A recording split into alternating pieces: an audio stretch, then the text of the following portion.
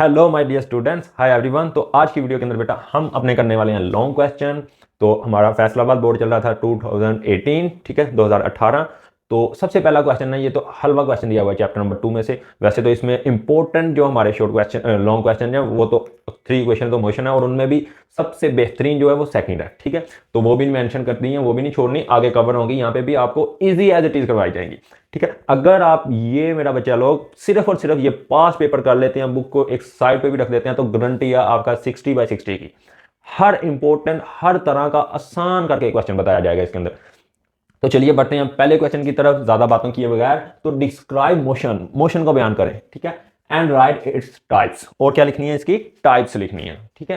कितनी किस्में बनती हैं वो लिखनी है हमने। तो बहुत बहुत आसान है, 4 नंबर ये तो हलवा दे दिए, बिल्कुल फ्री के प्रोज दिए आपको कि जी ये ले जाए। तो पता है ना डेफिनेशन, हाँ क्या होती है, शाबाश। पहले सोचें कैसे लिखेंगे। चलें, अब अगर आपने दिमाग में माइंड में सोच लिया, तस्वीर बना ली है, बल्कि मैं तो कहता हूं पहले लिख लें इसको, जो दिमाग में है मोशन से रिलेटेड लिख लें, ठीक है। वो मोशन की 3 टाइप्स जो हैं और मोशन डिस्क्राइब जो करनी है। अब देखें क्वेश्चन को कि हम किस तरह से इसको काउंटर करते हैं, किस तरह से इसको लिख के आना है या समझ के लिखना है, with the presence of mind, ठीक है, बगैर रटेबाजी के। चलें देखते हैं। देखिए बेटा, मोशन को डिफाइन करना है सबसे पहले। तो मोशन की डेफिनेशन लिखी हुई है, a body is said to be in motion if its change its position. क्या चेंज करे अपनी, वो पोजीशन चेंज करे। पोजीशन चेंज करने का मतलब कि मैं पहले यहां पे खड़ा हूं, अगर मैं 1 घंटे बाद भी यहीं पे खड़ा हूं, ठीक है। अगर मैं अपनी सराउंडिंग के हिसाब से भी यहीं पे खड़ा हूं, सराउंडिंग का मतलब इर्द गिर्द की चीजें। फॉर एग्जाम्पल मेरे इर्द गिर्द ये ए लिखा हुआ है, ए से मेरा फासला उतना ही है, 1 घंटे बाद भी, 2 घंटे बाद भी, 3 घंटे बाद भी, ठीक है। अगर अब मैं अपनी ये देखो पोजीशन चेंज कर रहा हूं, आस्ता आस्ता आस्ता आस्ता आगे जा रहा हूं, तो ये मैं मोशन कर रहा हूं। देखें सराउंडिंग से भी के लिहाज से भी दूर जा रहा हूं, इसके पहले यहां पे करीब था, फिर ऐसे ऐसे ऐसे ऐसे दूर गया, ठीक है। और टाइम के लिहाज से भी, इसी को कहते हैं मोशन। पोजीशन चेंज करना, अपनी जगह से हट जाना, वो है सेम जगह पे नहीं रहना, ठीक है। तो देखें, a body is said to be in motion if it change its position with respect to its surrounding, या with respect to its time भी कह सकते हैं, कतई गलत नहीं है, वो भी बिल्कुल ठीक है। With respect to its surrounding is called motion. तो ये डेफिनेशन होगी मोशन की, ठीक है। अब देखें आगे एक चीज आपने और ऐड करनी है, बहुत बहुत इंपॉर्टेंट लाइन है मेरा बेटा, समझनी है, पिक करनी है, देखनी है। अच्छा, the state of object is at rest और इन अ मोशन इज रिलेटिव। यानी कि ध्यान दें, वो कह रहा है कि अगर ऑब्जेक्ट की स्टेट है, हालत है, जैसे मेरी रुकी हुई है, ठीक है, मैं अभी रुका हुआ हूं, बिल्कुल परफेक्ट एग्जांपल, मैं जैसे अभी रुका हूं, ठीक है, या मैं ऐसे मूव कर रहा हूं, ठीक है, मोशन में हूं। ये दोनों की दोनों टर्म्स रिलेटिव हैं। मतलब सर रिलेटिव का मतलब कि ना कोई चीज को आप परफेक्टली 1000 गुना कह सकते हो कि ये रेस्ट पे है, ना परफेक्टली 1000 गुना बिल्कुल ट्रेडमार्क ठप्पा लगा के कह सकते हो कि ये मोशन में है। कैसे सर, एग्जाम्पल दें।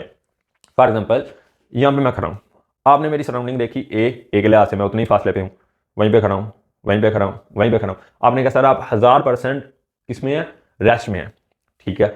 तो अब मैं बताता हूं आपको ये रिलेटिव कैसे है। इसके रिलेटिव, इसके लिहाज से, इसके रिलेशन में तो मैं रेस्ट पे हूं, ये आपकी चीज 1000 गुना ठीक है, ये आपकी 1000% चीज ठीक है, okay, I will agree with it. But देखिए बेटा, मैं अर्थ पे खड़ा हूं, जमीन के ऊपर मैं खड़ा हूं। देखो अगर आप ये चीज देख पाओ, तो ये हमारा सूरज दरमियान में, ये अर्थ, अर्थ घूम रही है, और यहां पे ये आपके टीचर खड़े हैं तो सिर्फ सर, तो वो तो रिवॉल्व कर रही ना, अर्थ तो घूम रही है ना इसके इर्द गिर्द, तो मैं भी तो उसके साथ ऐसे ऐसे ऐसे ऐसे घूम रहा हूं। अब बताएं क्या ये 100% है? नहीं सर, रिलेटिव है, एब्सोल्यूट मुकम्मल तौर पे नहीं। अब रेस्ट की तरफ आ जाए, ठीक है। अब आपको फिर वही चीज अप्लाई हो जाएगी। पहले आपने बोला था मैं रेस्ट में हूं, फिर मैं मोशन में निकला। अब आप कहेंगे सर आप मोशन में हैं, अभी मुझे, मैं कह रहा हूं मैं रेस्ट में हूं, आप कह रहे हैं मोशन में। आप कहां से देख रहे हैं, आप सूरज पे बैठे देख रहे हैं, आप देख रहे हैं ये गोला, ये जमीन घूम रही है, घूम रही है, घूम रही है, और ऊपर ये तौसीफ टी सर घूम रहे हैं, घूम रहे हैं, घूम रहे हैं, ठीक है। अब मैंने कहा मैं रेस्ट में हूं, आप कह रहे हैं मोशन में। फिर मैंने कहा कि मैं भाई रिलेटिव ए के रिलेटिव रेस्ट में हूं, ठीक है। तो इस तरह से जो रेस्ट होती है या फिर मोशन होती है, वो दोनों क्या आती हैं, रिलेटिव टर्म्स होती हैं। I hope you get it. ये लाजमी लिखनी, कॉन्सेप्चुअल चीज है, एक्यूरेट चीज है। एब्सोल्यूट मोशन तो होती कोई नहीं, मतलब पक्की की पक्की कोई मोशन नहीं होती, किसी ना किसी चीज के रिस्पेक्ट में लिहाज से मोशन होगी या रेस्ट होगी, इसलिए ये लिखना लाजमी है। अच्छा आगे हलवा, बस यहां तक क्वेश्चन कंप्लीट हो गया, यहां तक बहुत आसान है, बस समझें, देखें, सुनते रहें।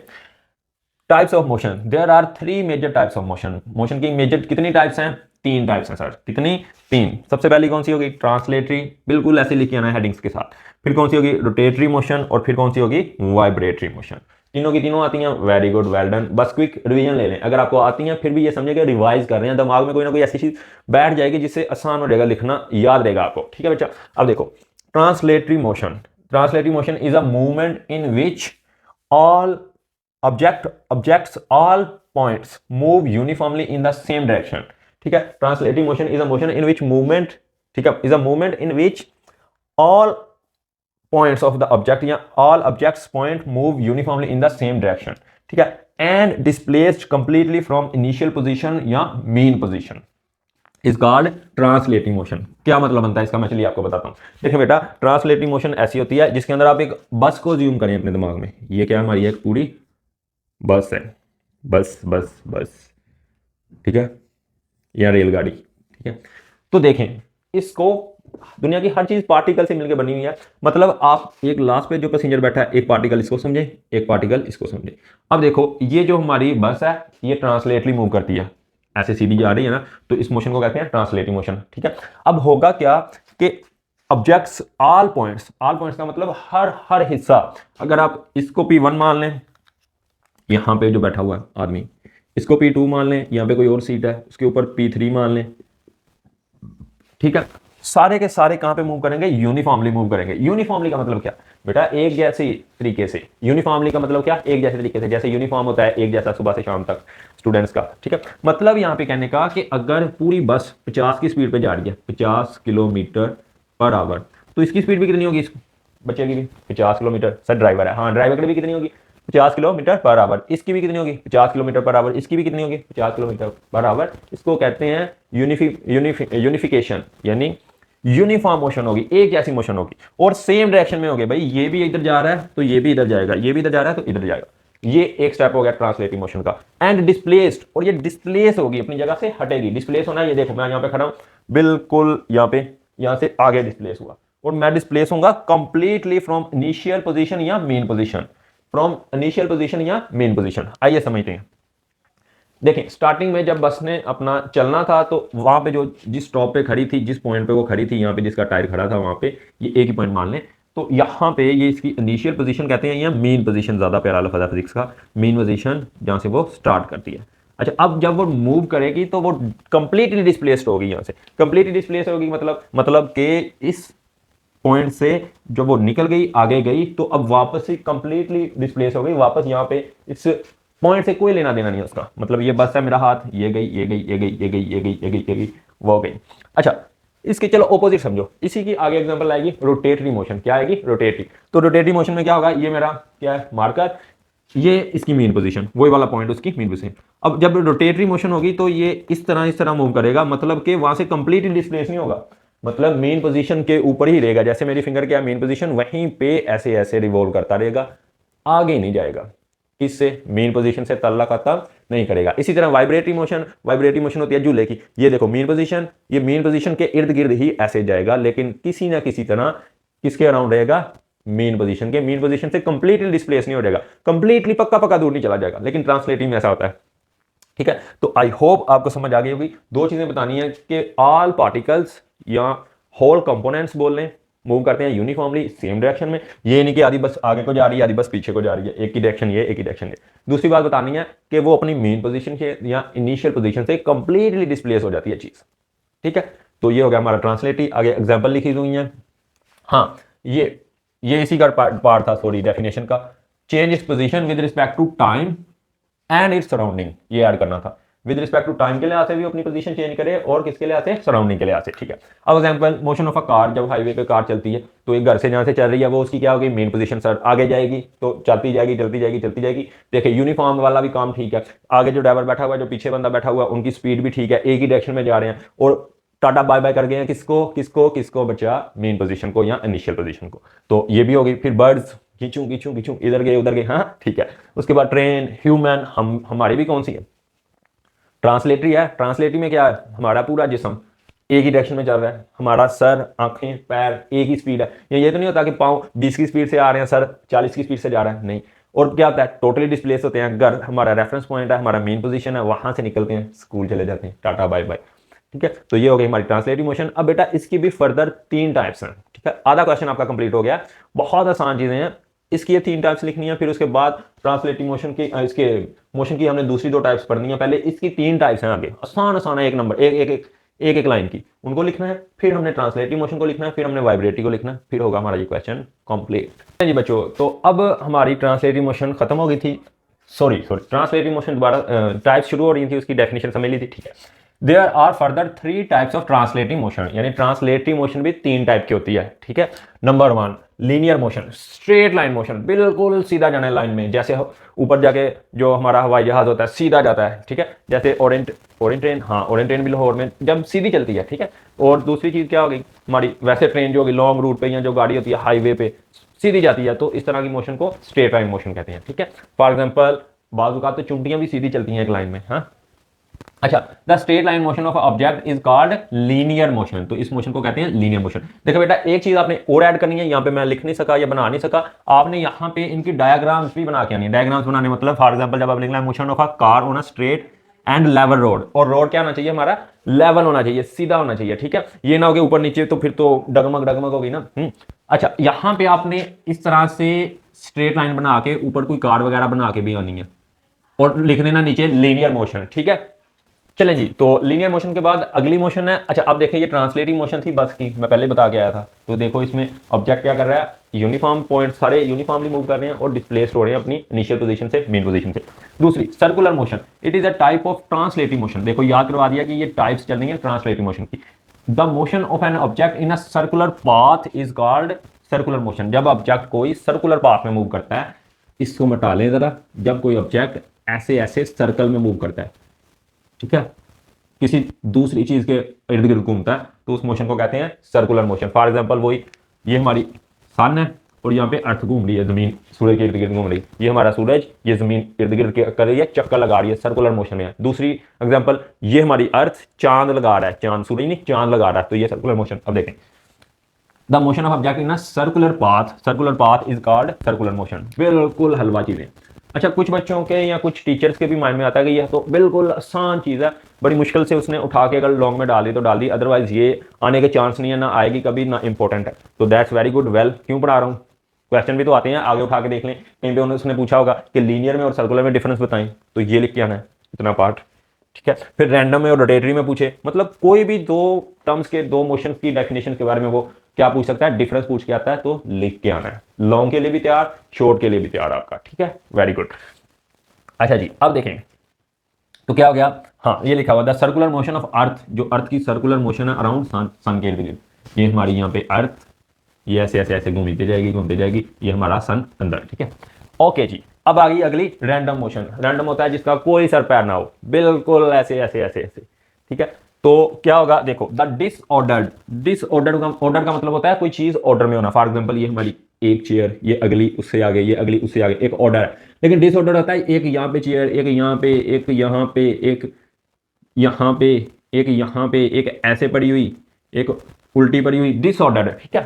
तो एंड इरेगुलर मोशन, मतलब फिर इरेगुलर का मतलब वही होता है कि उसमें कोई रेगुलरिटी नहीं है, पैटर्न नहीं है। मतलब पैटर्न का मतलब कि एक चीज तो ये रेगुलर है ना, कि पहले ब्लैक चेयर, फिर ब्लू, फिर ब्लैक, फिर ब्लू, समझ गए ना। एक क्या है, रेगुलर चीज है, तो उसमें रेगुलरिटी नहीं होती, इरेगुलरिटी होती है। मतलब हो सकता है 6 ब्लैक पड़ी हो, उसके बाद 50 ब्लू पड़ी हो, फिर एक रेड पड़ी हो, इस तरह से, मतलब ठीक है। Irregular motion of object is called random motion. For example हमारा जो परिंदे होते हैं वो यहाँ से इस दरख्त से उड़े, इधर गए, फिर इस दरख्त पे, फिर इस पे, फिर इस पे, फिर इस पे, फिर इस पे, फिर इस पे। ये एग्जांपल्स, ये आपने डायग्राम्स बना के आनी है तो परफेक्ट हो जाएगा आपका। बेशक आपसे शॉर्ट क्वेश्चन पूछे, बना देनी है ये, ठीक है। यहाँ पे जगह की किल्लत थी, जगह नहीं थी, इसलिए बता रहा हूँ, ये रैंडम की, ये सर्कुलर की, ठीक है। तो ये एग्जाम्पल लिखिए, motion of a bird's and insects, कीड़े मकोड़े भी ऐसे ऐसे चलते हैं, टिक टिक टिक टिक टिक टिक, ठीक है। और मोशन ऑफ अ फुटबॉलर भी कहां से मूव करता है, इधर उधर इधर उधर, ठीक है। ओके, तो आगे यहां तक हमारा क्लोज हो गया कौन सा मोशन, हमारा ट्रांसलेटरी मोशन। आगे अब रोटेटरी मोशन और वाइब्रेटरी मोशन है, उनको थोड़ा सा और मजे से डिस्कस करने के लिए ये मैं ऊपर का यहां तक का हटा देने लगा हूं, आप इसको नोट कर लें, फिर हम देखते हैं अगला पार्ट, ठीक है। ओके जी बेटा, तो यहां पे नेक्स्ट है हमारी रोटेटरी मोशन, ठीक है। जो मोशन की 3 मेजर टाइप्स हो रही थी, उसी में थी ना ट्रांसलेटरी, रोटेटरी और लास्ट वाली वाइब्रेटरी, ठीक है। अच्छा, अब रोटेटरी मोशन क्या होती है, इसका खास ख्याल रखना है, ये भी होती है the spinning of an object. Object क्या करता है, स्पिन करता है। जैसे ये देखें, मैं स्पिन करता हूं अपने ही किसके इर्द गिर्द, एक्सिस के इर्द गिर्द। देखो बेटा, दुनिया की कोई भी चीज जब वो अपने ही इर्द गिर्द मूव कर रही होती है तो उसका एक एक्सिस ऑफ रोटेशन होता है, एक्सिस पॉइंट होता है, दरमियान से में से एक इमेजिनरी लाइन गुजरती है। इस पर अभी टाइम नहीं है डिटेल में बताने का। जैसे हमारा पंखा घूमता है तो एक अगर हम लाइन सोचें जहाँ पे वो उसका कुंडल सा बना होता है नीचे और जहाँ पे वहाँ पर बंधा होता है, अगर हम वहाँ से एक नीचे लाइन सोचें तो देखें पंखा लगातार किसके इर्द गिर्द घूम रहा है, उसी के इर्द गिर्द घूम रहा है। दूसरी एग्जांपल, जब एक चक्का घूमता है तो चक्का एक किसके इर्द घूमता है, एक एक्सिस के, जो उसका एक्सल होता है। तो उसका जो एक्सिस ऑफ रोटेशन होता है वो क्या होता है, बॉडी के इनसाइड अंदर होता है, ठीक है। अच्छा, अब दूसरी तरफ आ गई एक और एग्जांपल जिसके अंदर है motion of a top. Top कहते हैं हम जो हमारा लाटू घूमता है इस तरह से, इस तरह से, तो उसका भी जो एक्सिस ऑफ रोटेशन होता है बेटा वो भी क्या होता है, बॉडी के अंदर होता है। फॉर एग्जांपल देखें, the spinning of a object around लिखा हुआ है, ये भी रेज हो गया इसमें से, अराउंड इट्स ऑन एक्सिस, यहाँ पे आना है इट्स ऑन एक्सिस, यानी अपने ही एक्सिस के इर्द गिर्द घूमता है, is called circular motion. For example ये देखें, अगर ये चीज कर रही है अपनी ही जगह पे ऐसे रोटेट कर रही है तो इसको रोटेटरी मोशन या स्पिनिंग मोशन कहते हैं। हाँ, अगर ये कोई दूसरी चीज इस तरह से इस दूसरी चीज के इर्द गिर्द घूम रही है किसी दूसरी चीज के, तो इसको कहते हैं सर्कुलर। सर्कुलर में और स्पिनिंग में क्या रखना है आपने, ख्याल रखना है, ध्यान देना है, ठीक है। तो ठीक है, is called rotatory motion. Example क्या आ गई, मोशन ऑफ टॉप, वही जो इस तरह से लाटू बना होता है, वो देखें ये जो पॉइंट है इसी के इर्द गिर्द घिच घिच घिच घिच घिच घिच घूमता रहता है। और यहां पे हम अगर एक लाइन ड्रॉ करने की कोशिश करें वो होता है उसका axis of rotation, axis of rotation. बहरहाल, अच्छा, उसके बाद मोशन ऑफ अ व्हील, जब ऐसे चक्का घूमता है वो अपनी ही जगह पे घूम रहा है, चुंगी चुंगी चुंगी चुंग, जब आपने खड़ा किया हो साइकिल गिर गिर गिर गिर गिर, ठीक है, या जब एंगुलर मोमेंटम वगैरह के एक्सपेरिमेंट करते हैं, बहरहाल वो आगे जाके। ओके, उसके बाद आ गया spinning of earth around its on axis. जमीन भी क्या करती है, अपने ही एक्सिस के इर्द गिर्द घूमती। देखिए जमीन क्या है हमारी, इस तरह से गोल गेंद है, गोल गेंद है, वो अपने ही इर्द गिर्द गिर घूमती रहती है। जैसे मैं यहाँ पे ऐसे अपने इर्द गिर्द घूमता रहूँ। अब देखिए मेरे भी दो तरह की मोशन हो सकती है, एक तो मैं यहाँ पे ऐसे अपने इर्द गिर्द घूमता रहूँ, देखो इस चीज में, इस मोशन में अपनी जगह से हिल नहीं रहा। एक हो सकता है मैं किसी कुर्सी या टेबल के इर्द गिर्द घूम रहा हूँ, अब मैं अपनी जगह से हिल रहा हूँ टोटल, ठीक है। तो ये हो गई हमारी कौन सी मोशन, रोटेटरी मोशन या स्पिनिंग मोशन भी कहते हैं इसको, दोनों डेफिनेशनों में वो पूछ सकता है। उसके बाद बेटा लास्ट आ गई हमारी वाइब्रेटरी मोशन, दर दर दर दर दर वाइब्रेट करना, ठीक है। तो the two and fro motion of an object about it's main position आना था यहाँ पे मोशन ऑफ एन ऑब्जेक्ट, उसके बाद आना था अबाउट इट्स मेन पोजीशन, ये नोट कर लें, अबाउट इट्स मेन पोजीशन, ये बाय मिस्टेक गलती से रह गया, ठीक है। Motion of object about it's main position is called translatory motion, या इसको ही ओसिलेटरी मोशन कहते हैं। मैंने जानबूझ के लिखा है क्योंकि वो पूछ रहे define oscillatory motion, what is mean by oscillatory motion, तो बत्ती गुम क्या बताएं, तो ये ही बताना है, वाइब्रेटरी मोशन, ओसिलेटरी मोशन एक ही मोशन का नाम है। होता क्या है कि इसके अंदर एक मेन पॉइंट होता है, मेन पोजीशन होती है, ठीक है। तो यहां पे हमारा लगा हुआ पिंगा, देखें ये ऐसे, तो वो घूमेगा ऐसे, इधर जाएगा इधर जाएगा इधर जाएगा इधर जाएगा, इसी को कहते हैं टू एंड फ्रो मोशन, आगे पीछे मूव करना किसके, मेन पोजीशन के। तो ऐसी मोशन को हम कहते हैं वाइब्रेटरी मोशन। फॉर एग्जांपल दिया motion of a swing, swing इसी को कहते हैं, झूले को स्विंग कहते हैं, स्विंग, ठीक है। उसके बाद मोशन ऑफ अ सीसा, सीसा होता है वो जो बच्चे ऐसे बैठे होते हैं, एक इधर साइड पे एक इधर साइड पे झूला, ऐसे ऐसे वो कर रहा है, देखो इसकी भी ये मेन पोजीशन है। यहाँ पे ये हमारा जो अभी क्या है मार्कर है, ये मेन पोजीशन है, यहाँ पे झूला रुका हुआ है सीसा, ठीक है। अब देखो टू एंड फ्रो आगे पीछे ये पॉइंट मूव कर रहा है इसके, तो ये भी क्या होगी, वाइब्रेटरी मोशन। और इसी तरह एक मोशन ऑफ पेंडुलम होती है। तो बेटा ये हो गया हमारा लॉन्ग क्वेश्चन कंप्लीट, बिल्कुल तरीके से बताया आपको। मैंने बताया कि इसमें से शॉर्ट क्वेश्चन भी आ सकते हैं, ये यूजलेस नहीं है। अब हम चलते हैं अपने नेक्स्ट न्यूमेरिकल की तरफ, जो कि 5 नंबर यकीन माने फ्री के हैं, बिल्कुल फ्री के हैं। 2-3 स्किल्स उसमें आपने सीखनी है, टिप्स सीखने हैं, उसके बाद वो आपका बिल्कुल 100% फ्री है, फ्री के नंबर है आपकी तरफ। हालांकि बच्चे बहुत बहुत डरते हैं, पूरा एक बदतरीन हिस्सा समझते हैं अपनी फिजिक्स का, न्यूमेरिकल सोल्व करना बड़ा मुश्किल है जी। आइए देखते हैं कितना मुश्किल है, ऐसे करवा दूंगा ऐसे, ठीक है, बस समझ लें। चलें जी माय डियर स्टूडेंट्स, तो नेक्स्ट हमारा न्यूमेरिकल है, जिसको देख के आपकी जान निकलती है, आज के बाद हरगिज़ नहीं निकलेगी, गारंटी है अगर आप पिक कर लें तो पहले सबसे पहले तो खुशखबरी ये कि ये आपका 5 नंबर का है, यहाँ पे 5 मार्क्स, ठीक है। थोड़ा सा काम करना है, देख लें पहले। देखिए सबसे पहले तो हम वही रवायती काम सोल्यूशन लिखते हैं, प्यार इसी हेडिंग में सोल्यूशन की। उसके बाद बेटा 2 से 3 दफ़ा अपने न्यूमेरिकल की स्टेटमेंट पढ़ें, ठीक है, स्टेटमेंट पढ़ें। देखें how much time is required to change 22, यहाँ पे n न्यूटन है, s सेकेंड है, momentum by a force of 20 Newton.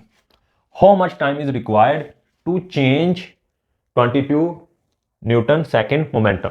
तो मोमेंटम की बात हो रही है कि मोमेंटम चेंज होने के लिए कितना टाइम चाहिए होगा हमें। मोमेंटम किसी चीज़ का चेंज करना है, फॉर एग्जांपल ये देखें, ये हमारे पास एक बॉल है, ऑब्जेक्ट है, ये रेस्ट पे है, रेस्ट पे है, तो इसका मोमेंटम क्या होगा, पी आई इनिशियल। सर ये तो ज़ीरो होगा, ज़ीरो कैसे होगा सर, ये देखें पी इक्वल टू होता है, पी आई इक्वल टू होगा एम इंटू वी आई। तो वी आई इनिशियल वेलोसिटी इसकी क्या है, वी आई क्या है, ज़ीरो है, तो इनिशियल मोमेंटम भी क्या होगा, ज़ीरो होगा। ठीक है, ओके जी। तो सबसे पहले आपने गिवन वैल्यूज लिखनी है जो जो आपको दी हुई है। देखें यहाँ पे मैं लिखी है लिए इसलिए है कि यहाँ पे चेंज इन मोमेंटम कैसे लिखवाना है आपको वो बताने लगा हूँ। अच्छा, अब हमने इस बॉल को फोर्स लगाई, कितनी लगाई, 20 न्यूटन की। कितनी पहले समझ लें फिर बताऊंगा। 20 न्यूटन की, 20 न्यूटन की फोर्स लगाई, तो उस फोर्स से ये गेंद चलती चलती चलती चलती आगे गई यहाँ पे, तो यहाँ पे इसका कुछ मोमेंट होगा पी एफ फाइनल, वो बराबर होगा एम इंटू वी फाइनल। ठीक है, तो ये वैल्यू जीरो नहीं होगी, बस आप ये याद रखो, ये मोमेंटम जीरो नहीं होगा। ठीक है, जीरो नहीं होगा, ये initial momentum zero, final momentum zero नहीं होगा। क्यों, क्योंकि हो सकता है यहाँ पे वी एफ की चल रहा है ना बॉल, चलते चलते जा रहा है, मोमेंटम चेंज करवा दिया, जा रहा है, मूव कर रहा है, अभी भी कंटिन्यू है समझो। तो यहाँ पे मास तो ऑलरेडी है ही है, मतलब कि यहाँ पे अगर मास 1 kg था तो यहाँ पे भी कितना है, 1 kg। ठीक है सर, अच्छा जी, तो अब यहाँ पे चल रहा है तो कुछ ना कुछ वेलोसिटी भी तो होगी। तो फिर सर कैसे करें, तो अब हमने यहाँ पे निकालना है बेटा change in momentum. Change in momentum होता है V P F final minus P I initial. जैसे चेंज इन वेलोसिटी निकालते थे, चेंज इन वेलोसिटी निकालते थे वी एफ माइनस वी आई। ठीक है बच्चों, तो ऐसे निकालेंगे चेंज इन मोमेंटम, और इसी को दिखाया जाता है डेल्टा पी से। डेल्टा पी का मतलब कि यहाँ से यहाँ तक कितना मोमेंटम चेंज हुआ, यहाँ से यहाँ तक जाने में कितना मोमेंटम चेंज हुआ है। समझना, ऊपर से नहीं गुजरने देना। मैं एग्जांपल देता हूँ, इससे हट के एग्जांपल देता हूँ आपको। ठीक है, ये न्यूमेरिकल से हट के है, सिर्फ आपको समझाने के लिए। अगर आपकी क्लियर है मोमेंटम, चेंज इन मोमेंटम आता है तो आप आगे बढ़ें, क्वेश्चन सोल्व करें ये वाला। ठीक है, अदरवाइज देखो, ये मेरी बॉल है यहाँ पे, इसकी वी आई मैं बता देता हूँ, मान लें 5 मीटर पर सेकेंड है, और यहाँ पे मैंने इसके ऊपर लगाई फोर्स। अब हो गया यहाँ पे इसकी वेलोसिटी वी एफ हो गई मान लो 20 मीटर पर सेकेंड। यहाँ पे कितनी थी, 5 मीटर पर सेकेंड, यहाँ पे हो गई 20 मीटर पर सेकेंड, और मास इसका मान लो एम, मान लो 1 kg। अब पहले मुझे बताओ इसका इनिशियल मोमेंटम क्या होगा और फाइनल मोमेंटम क्या होगा। सर इतना आसान, initial momentum P I equal to M into V I. M यहाँ पे 1 kg मल्टीप्लाई वी आई यहाँ पे 5 मीटर पर सेकेंड, तो 5 कम 5 kg मीटर पर सेकेंड, ये इनिशियल मोमेंटम, ये हमारा पी आई आ गया। अब अगला सवाल फाइनल बताओ, फाइनल मोमेंटम। तो फाइनल मोमेंटम सर होगा यहाँ पे P F equals to M V F. देखो तो यहाँ पे फाइनल, ये मैं लाइन लगा दूँ यहाँ पे, तो final P F equal to होगा यहाँ पे फिर 1 kg मल्टीप्लाई यहाँ पे कितना हो गया 20 मीटर पर सेकेंड, और 20 कम 20 metre per second final momentum. Very good, अगर आपने ये दोनों चीज़ें अब आपसे निकालनी है तसल्ली से। चाहिए क्या क्या इनके लिए, देखो पहले चाहिए इनिशियल वेलोसिटी, फिर चाहिए फाइनल वेलोसिटी, फिर उसका मास, फिर उसका मास। मास तो जाहिर सी बात है एक ही बॉल है, एक ही रहेगा। हाँ, ये वाला मार्कर है, मैं फेंकूँ तो ये यहाँ पे इसका जो मास है, वहाँ पे जो मास है एक ही रहेगा। ठीक है, अब बेटा नेक्स्ट क्वेश्चन है मेरा आपसे कि आपने यहाँ पे मुझे चेंज इन मोमेंटम बताना है। सर क्या बताना है, चेंज इन मोमेंटम। ये जो चुभती हुई टर्म है ना, ये जो चुभती हुई राग है जिसे फ्रस्ट्रेट होते हैं बच्चे, फेस करो इसको, समझो, 1-2 सेकंड लगेंगे, ऐसे निकल जाएगा, आई ग्रांटेड। ओके, अच्छा मैं जोर इसलिए दे रहा हूं कि आपके दिमाग में ये रह जाए, दिमाग में बस जाए। 5 नंबर का सवाल है बेटा।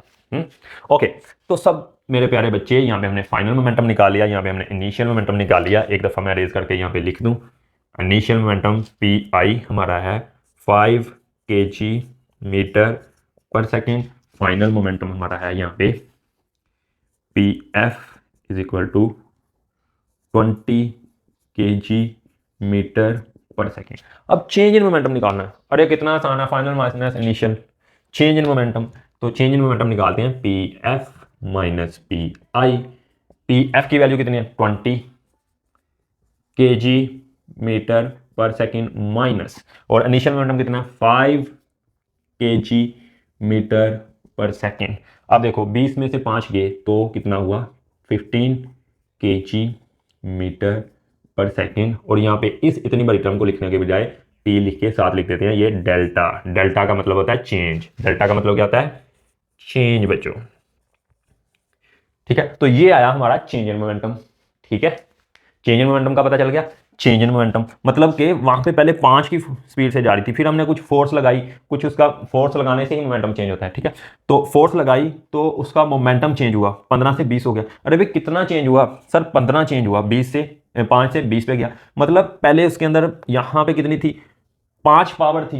एग्जाम्पल दे रहा हूं, मतलब यहाँ पे 5 हाथों का धक्का दे रहा था वो। कितने? 5 हाथों का धक्का दे रहा था। फिर हमने और फोर्स दी, अब कितना लगाने लग गया? 20 हाथों का। तो कितने का डिफरेंस आया? चेंज इन मोमेंटम, फर्क कितने का आ गया? कितने का चेंज आ गया सर? 15 हाथ पूरे ऐड हो गए। पहले सिर्फ 5 हाथ थे, फिर 20 हो गए, पूरे 15 ऐड हो गए। तो ये था कॉन्सेप्ट चेंज इन मोमेंटम का। अब हम चलते हैं अपने क्वेश्चन की तरफ। इसको मैं रेज कर दूं।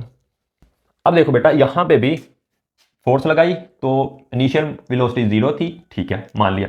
तो फिर कुछ फाइनल वेलोसिटी होगी, जो कि फाइनल मोमेंटम 0 नहीं गया, इनिशियल 0 हो गया। ये भी हमने माना है कि जब हमारा ऑब्जेक्ट कहाँ पे था? रेस्ट पे था। देखो पिछली जो एग्जांपल थी उस पर 5 मीटर पर सेकंड वेलोसिटी थी, रेस्ट पे नहीं था। ये हो भी सकता है कि वो रेस्ट पे हो, ये हो भी सकता है कि वो रेस्ट पे ना हो मेरा बेटा। ठीक है, अच्छा अब देखो, हमें मतलब है यहाँ पे चेंज इन मोमेंटम निकालने की। तो चेंज इन मोमेंटम निकालने के लिए सर दोनों मास चाहिए। मास तो एक ही होता है, दोनों वेलोसिटी चाहिए, ये तो चलो पता है। ये कहाँ से पता करें? अरे बेटा डायरेक्ट उसने बताया हुआ है टू चेंज मोमेंटम 22 न्यूटन। मतलब मोमेंटम कितना चेंज करना है? 22, जो कि उसका केजी मीटर पर सेकंड होता है, उसको हम क्या लिख लेते हैं? Newton second. ये भी क्यों लिखते हैं मैं बताता हूं। देखो ना, अगर इनिशियल मोमेंटम था पी आई था 0 न्यूटन सेकंड। न्यूटन सेकंड क्यों लिखा मैं बताता हूं। फिर फाइनल मोमेंटम हो गया होगा कितना? वी एफ बराबर हो गया होगा 22 न्यूटन सेकंड। तो चेंज इन मोमेंटम निकाला हमने, तो वो आ गया 22 माइनस, देखो फाइनल माइनस इनिशियल, तो वो फिर से कितना आ गया? 22 न्यूटन सेकंड। तो सीधा डायरेक्ट दिया हुआ है उन्होंने हमें। फिर गिवन में क्या दिया हुआ है? चेंज इन मोमेंटम दिया हुआ है। चेंज इन मोमेंटम हमारा है 22 न्यूटन सेकंड। दूसरी चीज हमें फोर्स दी हुई है, देखो फोर्स होगा 20 न्यूटन। फोर्स एफ बराबर दी हुई है 20 न्यूटन। ठीक है, अच्छा अब मैं बता देता हूँ, ज़्यादा लेंथी हो जाएगा, चलें बता देता हूँ। तो सर वहाँ पे तो हमने मेजर किया था 20 केजी मीटर पर सेकंड में न्यूटन फोर्स। तो यहाँ पे तो चल रहा है ये किसमें? उसमें अपना न्यूटन में। तो देखो बेटा, यहाँ से हमारा मोमेंटम जो होता है वो होता है हमारा, ये लेंथी हो जाएगा। फिलहाल ये भी समझिए कि ये भी यूनिट है, ऐसा यूनिट है, ये भी यूनिट है, वरना लेंथी हो जाएगा, काफ़ी दिमाग में कंपैरिजन चल जाएगी कि इतना लंबा शॉर्ट न्यूमेरिकल। अच्छा अब देखें, अब हमें क्या मतलब मिलता है, ये भी एग्जांपल मैं खत्म कर दूं ताकि आपके लिए फ्रस्ट्रेशन ना हो। ये सिर्फ समझने के लिए था। अभी तक हमने बेटा सिर्फ जोर दिया है स्टेटमेंट समझने पे कि फोर्स दिया है और चेंज इन मोमेंटम दिया है। ठीक है, और पूछा कि कितना टाइम लगेगा इतना मोमेंटम चेंज होने के लिए। तो मतलब कि यहाँ पे टाइम मेजर करना है। तो मतलब यहाँ पे कोई ऐसा टॉपिक आपने पढ़ा हुआ है जिसके अंदर चेंज इन मोमेंटम, फोर्स और टाइम का रिलेशन है। तो बेटा Newton second law of motion हमने पढ़ा था कि फोर्स कि जो फोर्स होती है वो डायरेक्टली प्रोपोर्शनल होती है the rate of change of momentum. Rate of change of momentum, rate of change का मतलब कि नीचे क्या आ जाएगा? टाइम आ जाएगा। कि फोर्स लगाई तो कितना मोमेंटम चेंज हुआ? कितना मोमेंटम चेंज हुआ? किसके लिहाज से? टाइम के लिहाज से। तो यही तो रिलेशन यूज करना है हमने। तो यहाँ पे हमने अपना न्यूटन सेकंड लॉ यूज करना है कि जो था हमारे पास, यहाँ से मैं यूज करता हूँ कि force F is equal to change in momentum over change in time. Sir time तो यहाँ पे हमें एक ही दिया हुआ है, ये भी डेल्टा टी है जो फाइंड करना है। ठीक है, कि कितना टाइम लगा स्टार्ट से एंड तक, और कितना टाइम चेंज हुआ, और कितना मोमेंटम और फोर्स। तो यहाँ से बेटा हमने अपना टाइम या चेंज इन टाइम निकाल लेना है। टाइम निकालना है तो ये इधर जाके क्या हो जाएगा? मल्टीप्लाई। इधर क्या हो जाएगा? मल्टीप्लाई। अब देखो टाइम निकालना है तो टाइम ऊपर चला जाएगा, यहाँ पे टाइम इंटू फोर्स इंटू यहाँ पे मोमेंटम। ये देखो ये चीज़ यहाँ पे डिवाइड हो रही थी, इधर ले गए हम। ठीक है, अब यहाँ पे हमें अपना टाइम फाइंड करना है, डेल्टा टी। सिर्फ टाइम कर लो, डेल्टा भी छोड़ो आप। ठीक है, अब मुझे बताओ कि जो चीज़ हमने फाइंड करनी होती है उसको सिर्फ अकेला रखते हैं, तो इसको टाइम को अकेला टी रखेंगे यहाँ पे, ये फोर्स को उधर भगा देंगे, फोर्स यहाँ पे और ये मल्टीप्लाई, उधर जाके करेगी डिवाइड, तो यहाँ पे डेल पी ओवर एफ। अब हमने क्या करना है? सिर्फ और सिर्फ वैल्यूज रखनी है, सिर्फ और सिर्फ अपनी वैल्यूज पुट करनी है बेटा। अच्छा जी, अब देखें, अब ऊपर वैल्यू 22, ठीक है, न्यूटन पर सेकेंड, और नीचे है हमारी फोर्स 20 न्यूटन। ये न्यूटन से न्यूटन बढ़ा बेटा, यहां से कंफर्म होगा कि टाइम हमारा सिर्फ सेकंड में आना है। देखो सेकंड कैंसिल नहीं हुआ, न्यूटन कैंसिल हो गया। दूसरी बात, अगर इसको आपके पास वो है हमारा क्या कहते हैं कैलकुलेटर है वेल एंड गुड, उससे डिवाइड करें, वरना देखें 2 पे करें, 2 1 जा 2, 2 1 जा 2, 2 1 जा 2, 2 0 जा 0, तो यहाँ पे आ गया हमारा 11/10 और यहाँ पे आ गया सिर्फ और सिर्फ सेकेंड। अब जब इसे डिवाइड करते हैं तो पॉइंट यहाँ पे है, यहाँ पे आ जाएगा, तो यहाँ पे हमारा आंसर आ जाएगा 1.1 सेकेंड। तो टाइम जो हमारा लगेगा वो कितना लगेगा, 1.1 सेकेंड लगेगा। जब हमारी गाड़ी कितने पे थी, 0 न्यूटन सेकेंड पे थी, कितने पे थे, मोमेंटम उसका इनिशियल कितना था, 0 से 22 पे जाने के लिए, क्योंकि उसके अंदर चेंज आ गया, तो वो चेंज होने के लिए हमने फोर्स लगाई तो कुछ टाइम भी तो लगा होगा, वो ही टाइम फाइंड करना था, और वो इतना कम टाइम लगा 1.1 second. I hope you get it. अब हम चलते हैं अपने नेक्स्ट लॉन्ग क्वेश्चन की तरफ।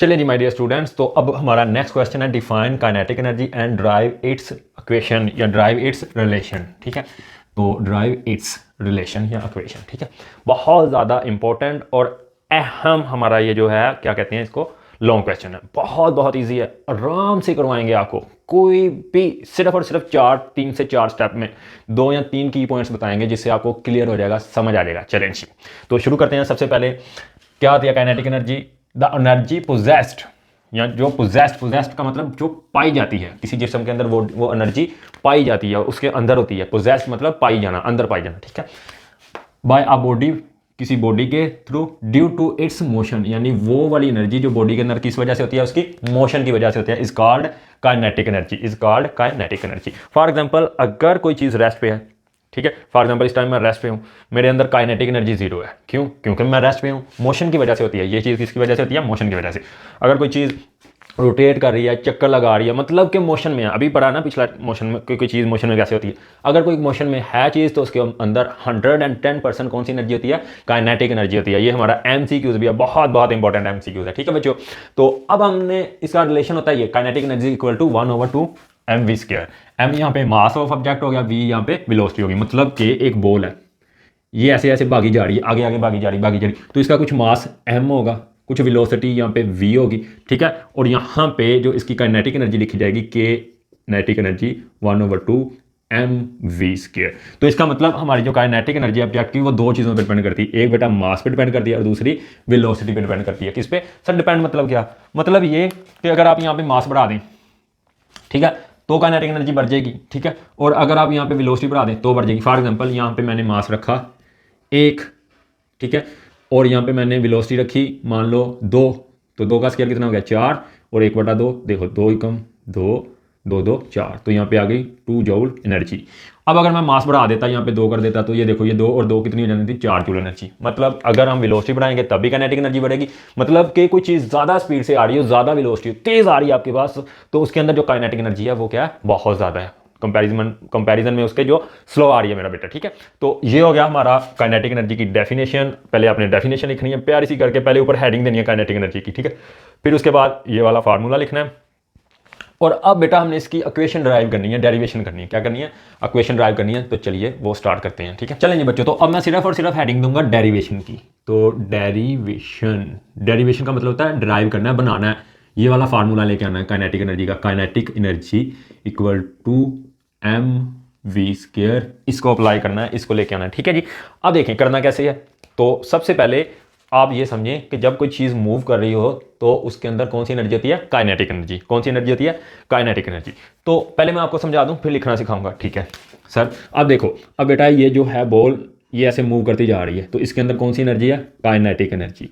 अब देखो बेटा, ये जो काइनेटिक एनर्जी है ये यूज़ होगी, यूटिलाइज होगी क्या करने में, वर्क डन करने में। क्या करने में, वर्क डन करने में। वर्क डन करने में मतलब सर देखो बेटा, यहाँ पे हमारी बॉल है, ठीक है, और ये बॉल यहाँ से मूव करती हुई ए पॉइंट से बी पॉइंट पे पहुँच गई, ए पॉइंट से बी पॉइंट पे पहुँच गई, ठीक है।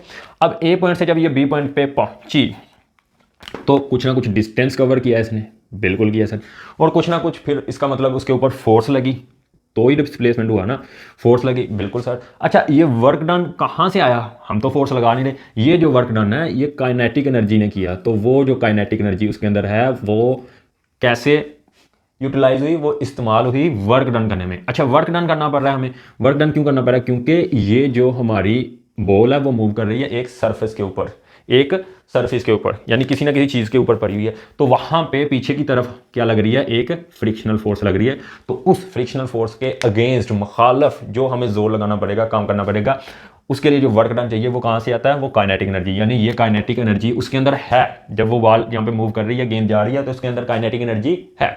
मैं दोबारा से बताता हूँ, हमारे पास एक बॉल है, इसकी वेलोसिटी है कुछ v, ठीक है, वी आई बराबर है v के, ठीक है, मतलब 25 मीटर पर सेकंड से जा रही है, ये दिमाग में मान लें, यहाँ से कहानी स्टार्ट हो रही है, ठीक है। अब होगा क्या कि ये यहाँ से जाती जाती जाती जाती यहाँ पे b पॉइंट पे जाके रुक जाएगी, a पे जा रही थी वो वहाँ पे जाके रेस्ट पे होगी, तो मतलब उसकी vf क्या होगी, 0 हो गई। अब यहाँ से यहाँ तक डिस्प्लेसमेंट हुआ तो मतलब फोर्स भी लगी होगी, मतलब फोर्स लगी तो यहाँ पे क्या हो गया, वर्क डन। अब एक्चुअल में तो कोई वर्क डन पीछे से नजर आ नहीं रहा, आपको कोई नजर आ रहा है इस गेंद को ऐसे थ्रो करता हुआ, आपको सिर्फ क्या नजर आ रही है, बोलो बोलो, उसकी मूव करने की जो है सिर्फ मोशन नजर आ रही है, सिर्फ और सिर्फ वेलोसिटी नजर आ रही है v, ठीक है। अब फिर हमने देखा कि उसके अंदर इस वक्त क्या थी, काइनेटिक एनर्जी। कैसे, हमने ये डिफाइन किया कि अगर कोई चीज़ मूव कर रही है तो उसके अंदर यहाँ पे क्या है, काइनेटिक एनर्जी 1/2 mv²। फिर हमने टाइम के साथ साथ देखा देखा देखा देखा v 0 हो गई, अगर यहाँ पे v 0 पुट कर दें तो मतलब काइनेटिक एनर्जी कितनी हो गई, 0 हो गई। भाई वो काइनेटिक एनर्जी गई कहाँ पे, यहाँ पे कुछ काइनेटिक एनर्जी थी इसकी, मतलब वही जो 2 जूल निकाली थी, या 2 जूल थी, या 4 जूल थी, या 50 जूल थी, या 100 जूल थी। अब यहाँ पे जाके गेंद रुक गई तो वो काइनेटिक एनर्जी 0 हो गई। क्यों 0 हो गई भाई, क्योंकि उस बॉल ने वर्क डन किया है, काम किया है, देखो डिस्प्लेसमेंट डी कवर किया है, ठीक है। किसके मुखालिफ, एक फ्रिक्शनल फोर्स के मुखालिफ। यहाँ पे एक फ्रिक्शन फोर्स लग रही थी जो बॉल को क्या कर रही थी, रोक रही थी, उसके मुखालिफ उसने क्या किया, वर्क डन किया। अगर हम ये वर्क डन निकाल लें तो हमारा क्या हो जाएगा, ये सारा निकल जाएगा, जो ड्राइव करना रिलेशन वो निकल जाएगा। फॉर एग्जाम्पल हम करेंगे क्या, यहाँ पे हम वर्क डन बराबर लिखेंगे, इक्वल लिखेंगे F × D, ठीक है बच्चा। अब देखो यहाँ पे हमने सिर्फ और सिर्फ ये वैल्यूज पुट करनी है और हमने नेक्स्ट शीट में लिख देना है कि वर्क डन, या फिर हम लिख देंगे काइनेटिक एनर्जी चेंज इनटू, किस में चेंज हो रही है, इनटू बोलो वर्क डन, और वर्क डन भी किसके मुखालिफ, work done against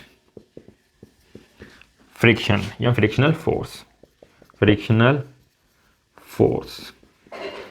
so work done equal to kinetic energy. तो मतलब कि यहाँ पे ये जो वर्क डन होगा इसकी जगह हम क्या लिख सकते हैं, बराबर काइनेटिक एनर्जी, क्या लिख सकते हैं, काइनेटिक एनर्जी। तो यहाँ पे मैं यहाँ पे नीचे कर दूँ तो ये kinetic energy equal to F.D।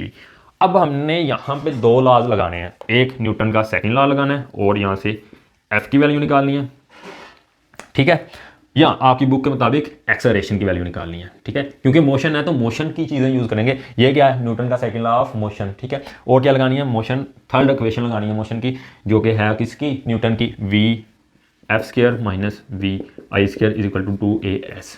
ये लगाएंगे, यहाँ से वैल्यू निकालेंगे d की, ये वाले d की, यहाँ से निकालेंगे f की, ये होता है F बराबर ma।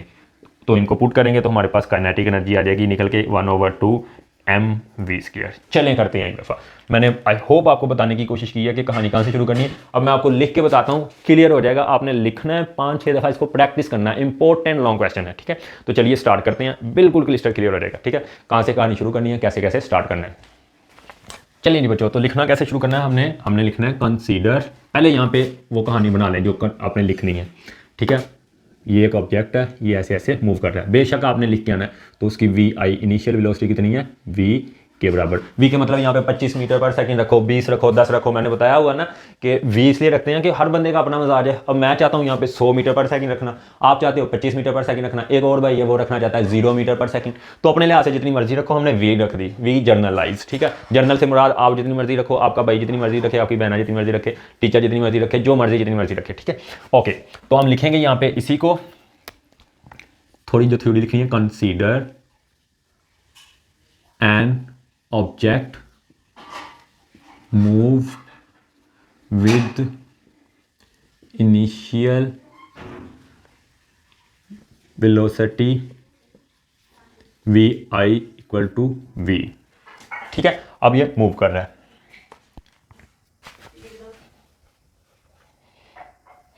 चलिए बच्चों, तो आगे लिखना है एंड फिर क्या होगा। अब देखो बेटा, ये मूव कर रहा है किसके ऊपर, एक सरफेस के ऊपर। सरफेस का मतलब होता है कोई जमीन वगैरह के ऊपर, ग्राउंड के ऊपर, जैसे गेंद जाती है सतह के ऊपर। अब वो रुक क्यों जाती है, इस टाइम इसके पास काइनेटिक एनर्जी है। एंड लिखेंगे हैव काइनेटिक एनर्जी के ई, उसके पास क्या है, काइनेटिक एनर्जी है, ठीक है। क्यों, क्योंकि हमने लिखे हैं डेफिनेशन, वो तो हमने फार्मूला ड्राइव करना है ना, बता रहा है कि इसके बराबर है। ये तो चीज़ प्रूव है कि उसके पास एनर्जी है क्योंकि वो मूव कर रही है। अच्छा, अब घास के ऊपर जाते जाते गेंद रुक क्यों जाती है? या कोई चीज़ हम थ्रो करते हैं, कोई भी कैंकर वगैरह, कोई भी चीज़, वो रुक क्यों जाती है? क्यों? क्योंकि सर उसके ऊपर फ्रिक्शनल फोर्स लगती है। क्या लगती है? अगर ये देखो, यही मेरी बॉल यहाँ पे किसके ऊपर जा रही है, किसी सरफेस के ऊपर जा रही है, तो उसने इसके ऊपर फ्रिक्शनल फोर्स लगानी है पीछे की तरफ। ये जाना इस तरफ जा रही है, उसने फ्रिक्शनल फोर्स लगानी है, तो उसकी वेलोसिटी क्या होगी? कम होगी। कम होते होते वो क्या कर जाएगी? यहाँ पे लास्ट पे जाके रुक जाएगी और यहाँ पे उसकी VF 0 हो जाएगी। अब यहाँ पे तो उसके पास कुछ काइनेटिक एनर्जी थी, जैसे कि मैंने पहले भी बताया आपको, 1/2 mv²। और जब यहाँ पे चलेगी तो काइनेटिक एनर्जी क्या होगी? 0। तो वो काइनेटिक एनर्जी गई कहाँ पे? गई कहाँ पे? वो काइनेटिक एनर्जी यूज़ हो गई क्या करने में? वर्क डन करने में। क्यों? क्योंकि ये देखो वर्क डन हुआ है, डी फासला हुआ, तो खासी बात है, यहाँ पे फोर्स लगी है, तो वो क्या आ गई? वर्क डन करने में। किसके अगेंस्ट? किसके अगेंस्ट किया है? वर्क डन जो होता है हमेशा वो किसी न किसी फोर्स के अगेंस्ट होता है, ये भी याद रखो, ठीक है? किसी न किसी फोर्स या फील्ड के खिलाफ होता है। तो ये पॉइंट याद रखो, आगे फर्स्ट ईयर में, सेकंड ईयर में आपका क्लियर होगा, फर्स्ट ईयर में ही, कि वर्क डन जो होता है हमेशा हमेशा किसी न किसी फोर्स के अगेंस्ट मुखालफ होता है। अगर ये फोर्स ही ना हो तो वर्क डन की ज़रूरत ही नहीं, हल्का सा फोर्स लगाओ, वो चीज़ जाती रहेगी जाती रहेगी जाती रहेगी, कभी रुकेगी नहीं, तो इनफाइनाइट वर्क हो गया है ना।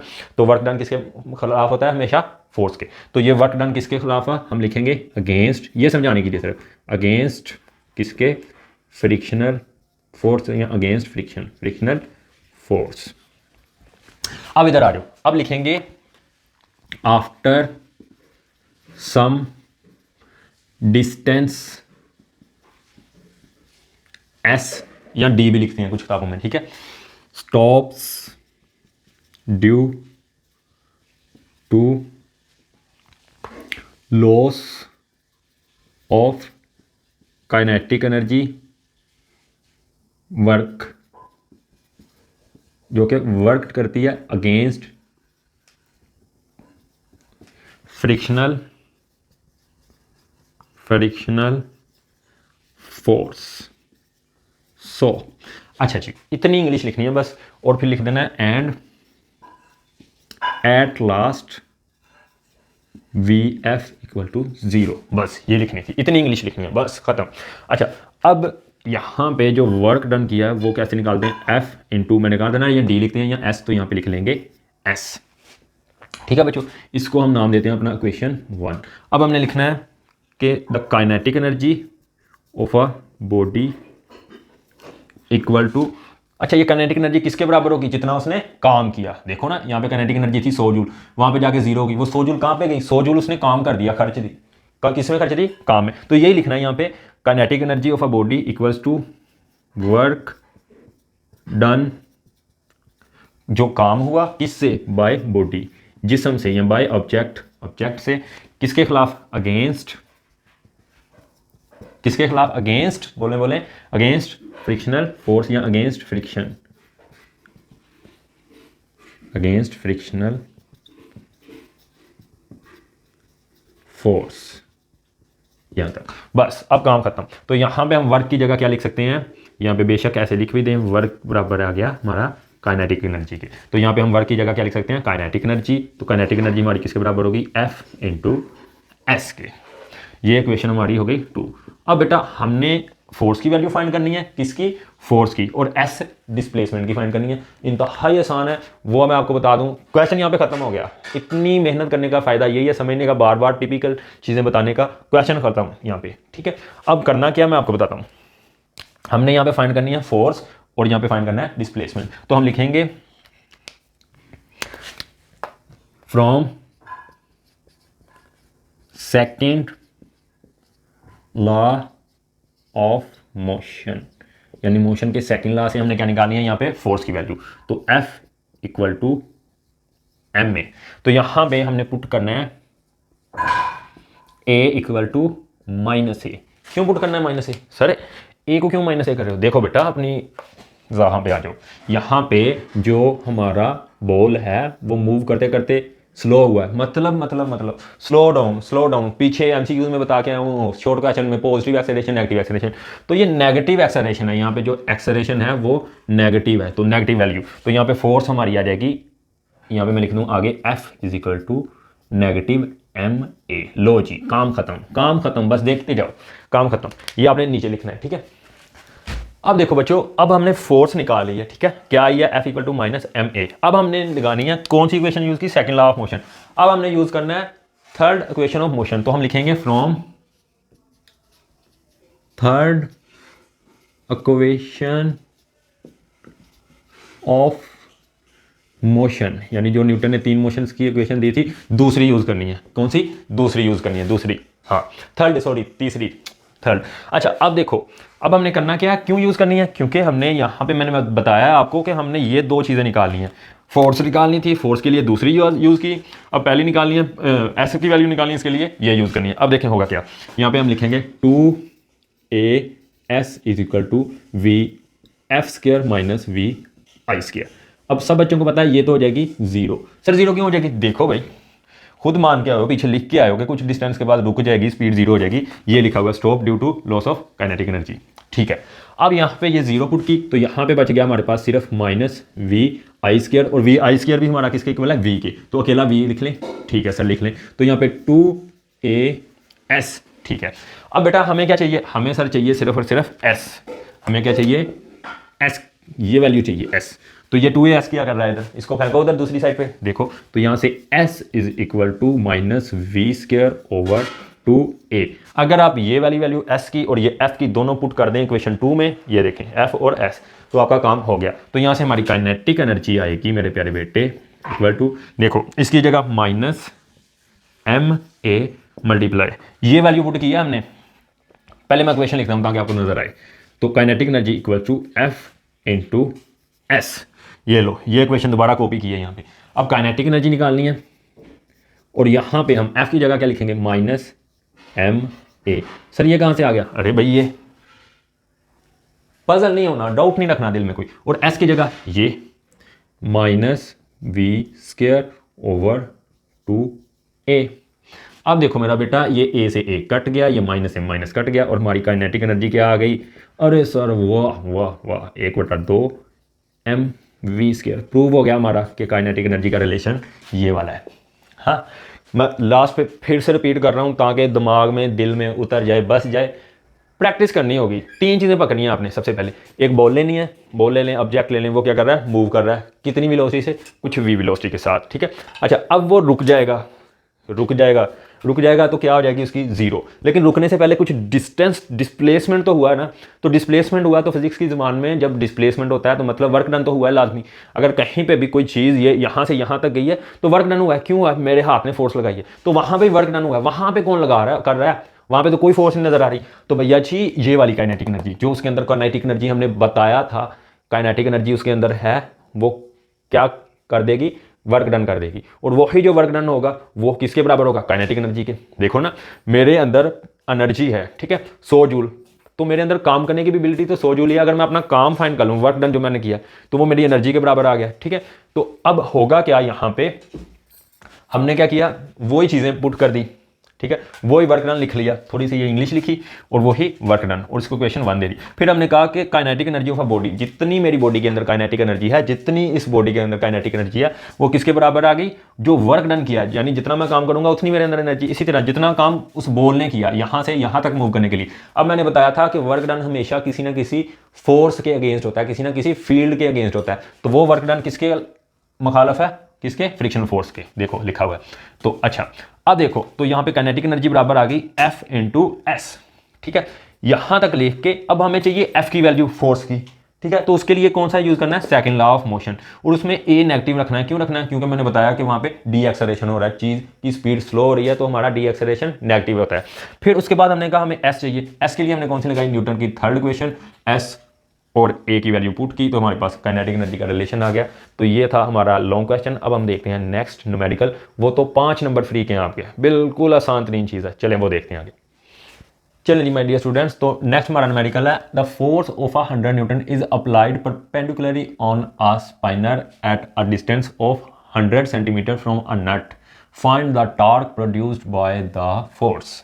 ठीक है, तो हमने क्या फाइंड करनी है, यहाँ पे टॉर्क फाइंड करनी है। तो सबसे पहले हम अपना क्वेश्चन स्टार्ट करेंगे सॉल्यूशन लिखने से। देखिए पहले सबसे समझते हैं टॉर्क होता क्या है या कैसे सॉल्व करना है। देखो एक यहाँ पे हमारे पास इस तरह से इस तरह से एक क्या है, नट है, और उसके ऊपर ये एक लगा हुआ है अपना स्पाइनर, ठीक है, और ये इसकी लेंथ कितनी है, 10 सेंटीमीटर। इसको आर से या फिर एल से मूवमेंट आर्म भी कहते हैं इसी को, ठीक है, यहाँ से यहाँ तक डिस्टेंस को।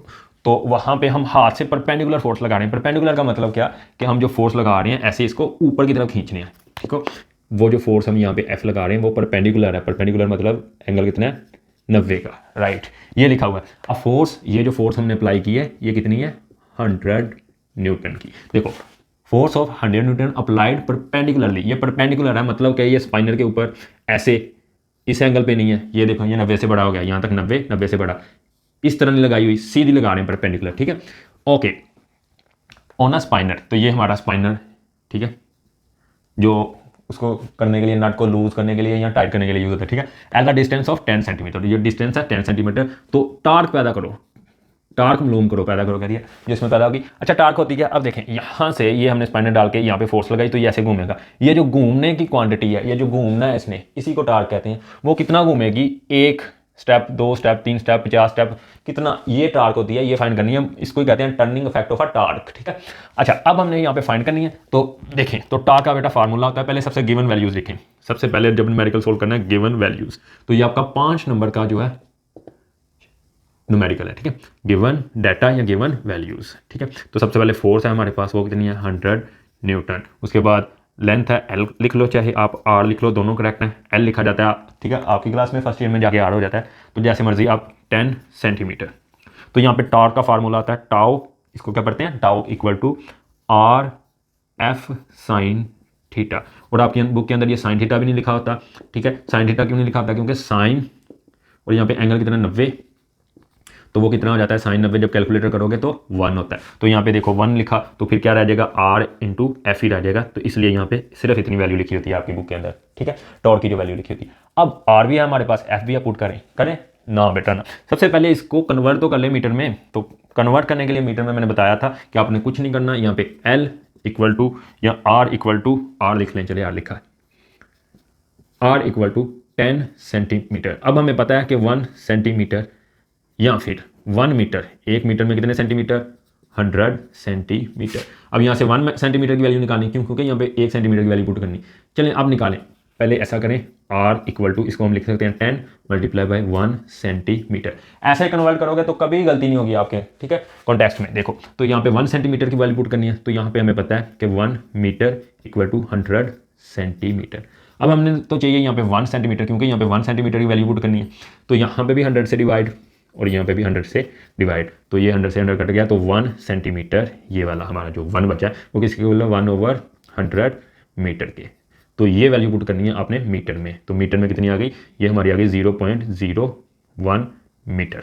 बेशक आप इसी तरह रख रहे हैं। तो यहाँ पे हम अपनी टॉर्क निकालेंगे, टॉर्क इक्वल टू आर की वैल्यू 1/100 मीटर मल्टीप्लाई, ठीक है, और यहाँ पे ऊपर कितनी है, 10 है। हाँ ये तो 1 सेंटीमीटर की निकली, ऊपर वैल्यू भी पुट करनी है 10, तो यहाँ पे 10 सेंटीमीटर है, तो यहाँ पे 1 सेंटीमीटर इक्वल टू 0.1, तो यहाँ पे भी 10 से मल्टीप्लाई करेंगे और यहाँ पे भी दूसरी तरफ भी 10 से मल्टीप्लाई करेंगे, तो ये हो गया 0.01 मीटर, तो ये हो जाएगा 0.1 मीटर। तो यहाँ पे ऊपर कितना है, 1/10 मीटर ज़रब 100 न्यूटन, ये 0 से 0 कट गया, तो यहाँ पे हमारी नेट टॉर्क निकल के आएगी, कितनी निकल के आएगी, बोलें 10 न्यूटन मीटर। तो ये होता है हमारा टॉर्क का ऐसा यूनिट, ये भी पूछ लेते हैं। तो इस तरह से हमने टॉर्क निकालनी थी। सबसे मुश्किल काम है इसमें बच्चों के लिए कि अपना इसको कन्वर्ट करना है 10 सेंटीमीटर को किस में, मीटर में। मैंने फिर से बताया कि आपने क्या लिखना है, r equal to 10 into 1 centimetre, ठीक है। अब देखें 1 सेंटीमीटर की वैल्यू कितनी है, 1/100, तो इसको रखना है यहाँ पे रखना है। तो कैसे करना है मैं आपको बताता हूँ।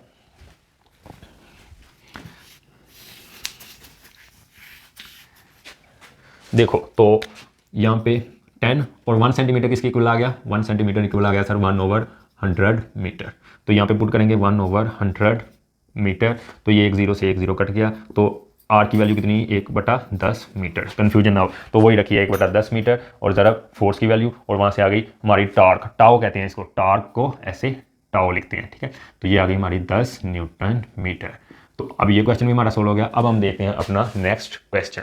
चलें जी बच्चों, तो एक और क्वेश्चन है, उसके अंदर हमने वॉल्यूम थर्मल एक्सपेंशन पढ़ना है, तो वो थोड़ा सा लास्ट पे रखा है। ये एक लगते हाथ न्यूमेरिकल है, फिर से फ्री का है, आसान है, ठीक है। और ये आया हुआ है 5 से 7 दफ़ा आया हुआ है, और बाकी सारे बोर्ड के भी पेपर देखें तो 15 से 20 दफ़ा है, तो इसकी फ्रीक्वेंसी है, मतलब बहुत बहुत ज़्यादा चांसेस हैं, 90% चांसेस हैं ये 5 नंबर का आपको फ्री मिल जाएगा, ठीक है। क्योंकि मैंने काफ़ी पेपर्स के ऊपर रिसर्च की है, काफ़ी पेपर्स में देखा है, तो ये इधर उधर फिर रहा है, तो इसको पकड़ लें, मुट्ठी में करें, प्रैक्टिस करें। हर चीज़ का एक ही हल है, कोई भी चीज़ समझाई जाती है उसको 5 दफ़ा 6 दफ़ा खुद से लिख के देखें, प्रैक्टिस करें, मेहनत करेंगे तो आपको रिजल्ट मिलेगा, वरना वही कुछ मिलेगा जो पूरा साल जो बेकार टेस्ट होते हैं बच्चों के या जो नहीं पढ़ते तो उनके हाथ कुछ नहीं आने वाला। ऐसे तो कोई बात नहीं बनेगी। चलिए शुरू करते हैं, ठीक है।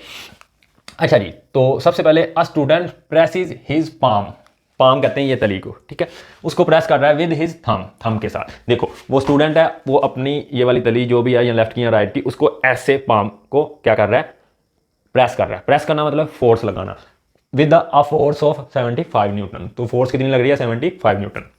दबा रहा है तो प्रेशर क्या हो गया, प्रेशर। अच्छा, what would be the pressure, तो प्रेशर हमने फाइंड करना है under his thumb having contact area 1.5 centimetre. तो वो कहना ये चाह रहे हैं कि गिवन डाटा में हमें सबसे पहले क्या लिखना है, गिवन डाटा तो फोर्स लग रही है कितनी, F इक्वल टू 75 न्यूटन, ठीक है। अच्छा, तो एरिया जब वो अपने हाथ से दबा रहा है तो ये जो एरिया आ रहा है, ये जो नीचे एरिया आ रहा है, ये देखो ये जो नीचे दब रहा है ये वाला, तो ये कितना एरिया, A इक्वल टू है हमारे पास 1.5 सेंटीमीटर स्क्वायर। अब हमने फाइंड क्या करना है, हमने भैया जी फाइंड करना है प्रेशर, P क्या करना है, फाइंड करना है। तो सर सीधा फार्मूला है प्रेशर का, P equal to force over area.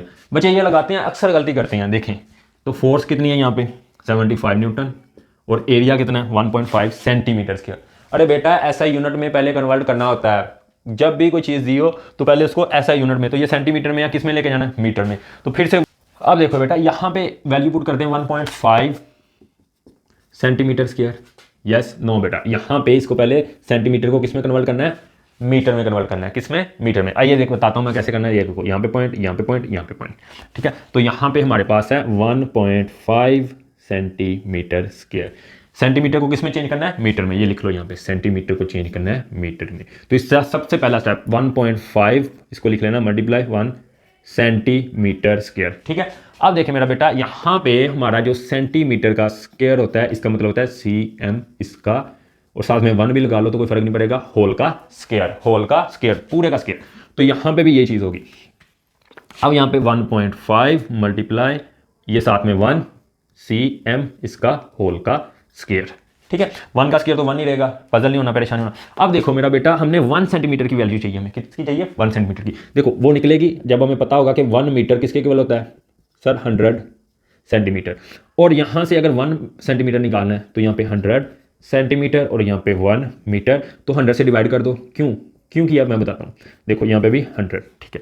अब यहाँ पे डिवाइड किया, ये 100 से 100 कट गया तो 1 सेंटीमीटर मिल नहीं गया, 1 सेंटीमीटर 1/100 को लिख सकते हैं 10 की पावर 2 मीटर।